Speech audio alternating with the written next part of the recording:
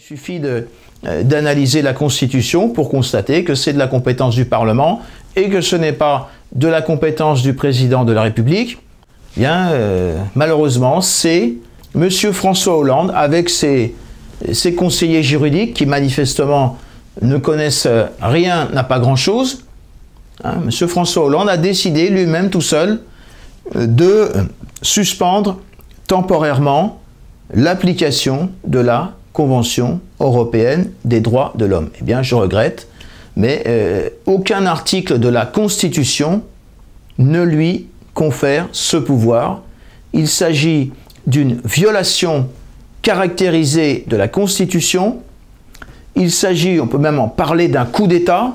Eh bien, chez nous, qui nous prétendons être le pays des droits de l'homme et des libertés fondamentales, alors que la suspension temporaire de la Convention européenne relève de la compétence exclusive du Parlement, chez nous, c'est François Hollande qui s'est habillé, qui a revêtu la tenue du petit dictateur et qui a, dans notre dos, sans demander rien à personne, suspendu l'application de cette convention internationale, à savoir qui nous a privés du droit au procès équitable et de toutes les libertés qui en découlent. Et en plus, on nous a mis en place l'état d'urgence, mais justement pour nous empêcher de venir manifester et de venir protester contre cette situation. Qu'est-ce qu'on a à faire avec ces gens-là? On ne peut pas accepter des situations de cette nature. Nous sommes ici à la croisée des chemins. C'est la dictature qui s'instaure gentiment, tranquillement, interdiction de manifester, chasse aux avocats, pratique anormale et spéciale, et tout ceci avec des personnes qui se prétendent de gauche et viennent nous raconter à longueur de journée François Hollande, Carlos Manuel Valls, Christiane Taubira, Bernard Cazeneuve, un ami de François Dayton.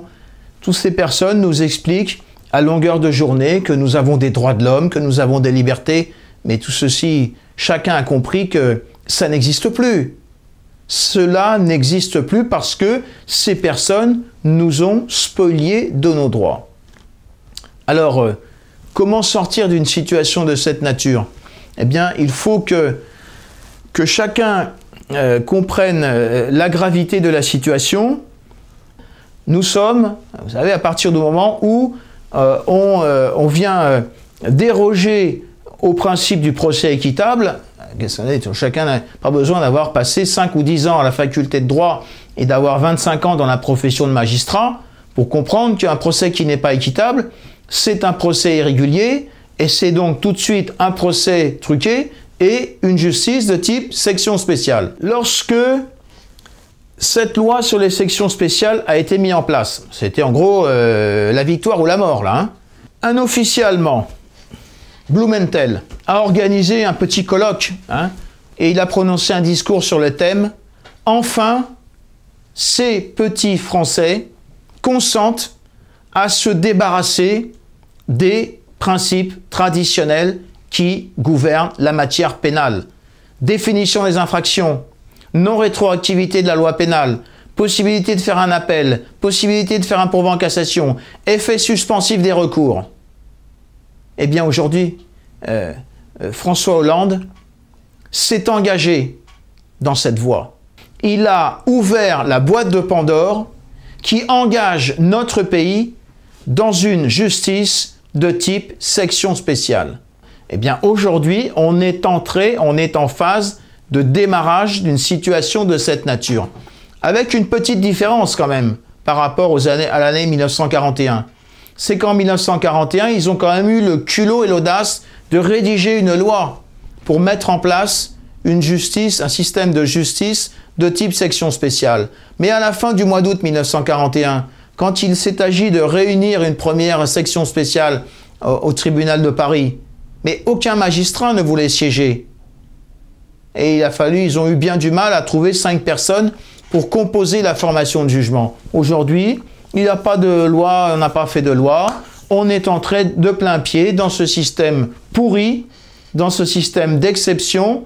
Nous ne sommes pas aujourd'hui en état d'urgence, nous sommes dans un régime d'exception, dans un régime dans lequel nous ne pouvons plus, tout simplement, bénéficier du procès équitable. Un procès qui n'est pas équitable, c'est quoi? Chacun, tout le monde est à la merci de ce système judiciaire. Ah, pas les amis de M. François Hollande, pas les amis de M. Carlos Manuel Valls, au contraire. Pas les amis de M. Bernard Cazeneuve, au contraire. Eux bénéficient du système.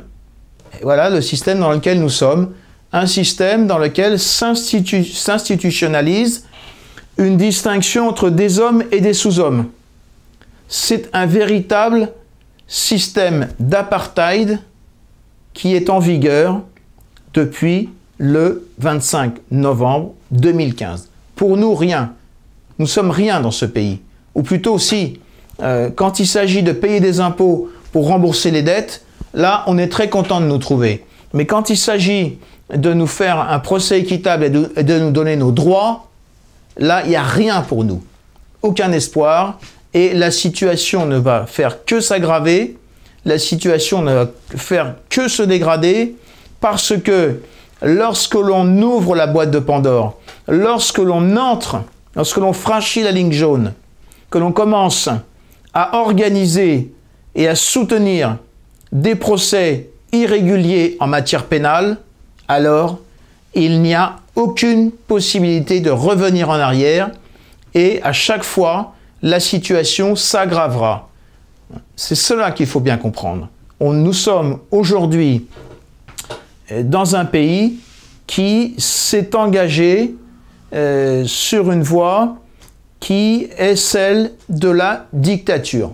Mais comment est-ce que nous avons pu élire et mettre en place et laisser se maintenir à la tête de nos institutions des personnes qui ont un comportement de cette nature?